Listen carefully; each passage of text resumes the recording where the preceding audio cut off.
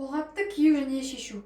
Қолғапты кию деген мақсат пациентті инфекциялық қауіпсіздіктен сақтау, сонымен қатар профессионалды және пациенттің физиологиялық сұйықтықтарынан адамды медбикені қорғау мақсатында, сонымен қатар микробтарды қатесінен сақтау мақсатында, қорғау мақсатында киеміз. Перчатканы қандай жағдайларда киюіміз қажет? Яғни инвазиялы терапиялармен, яғни процедуралармен жұмыс жасар кезінде, пациенттің ашық терісімен тікелей жұмыс жасар кезінде, яғни эндоскопиялық зерттеулер кезінде, сонымен қатар пациенттің қолданған заттарымен, құрал-жабдықтарымен тікелей қарым-қатынас кезінде, яғни төсектермен немесе ұстаған құрал-жабдықтармен жұмыс жасар кезінде, сонымен қатар инъекция жасау кезінде, сонымен қатар пациентке күтім жасау кезінде, сонымен қатар клиникалық, лабораториялық, бактериостатистикалық лабораториялар кезінде осы перчатканы киюіміз қажет. Перчатканы кию үшін бізге не қажет? Ол үшін бізге арнайы сырты қапталған стерильді перчатка қажет, не осындай. Және қалдықтарды тастауға арналған перчатканы тастауға арналған сары пакет Б классы қажет. Ең бірінші, және қолымызды ең бірінші перчатканы киердің алдында әбден өңдеп алуымыз керек. 5 тәсілі бойынша оны көрсеткеніміздей.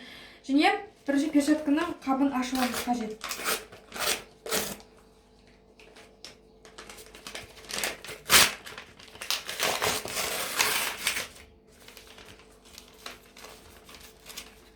Перчатканың сыртын ашып аламыз.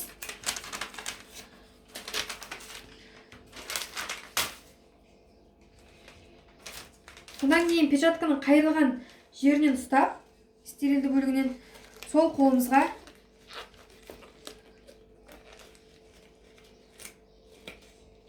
кигіземіз.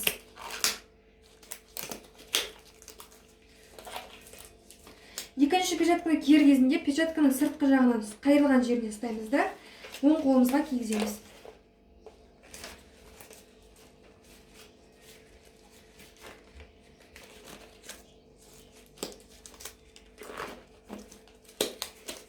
Және екі қолымызды айқастырып, перчатканы өзімізге қалыпқа келтіреміз. Перчаткамыз киілді.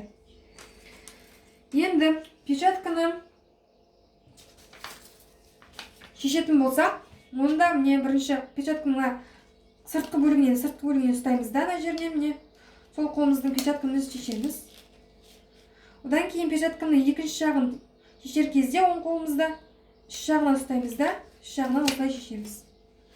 Болғаннан кейін перчаткамызды, яғни қалдықтар тастауға арналған Б классы сары пакетке тастаймыз. Осымен перчаткамызды киіп шешу осылай жасалады.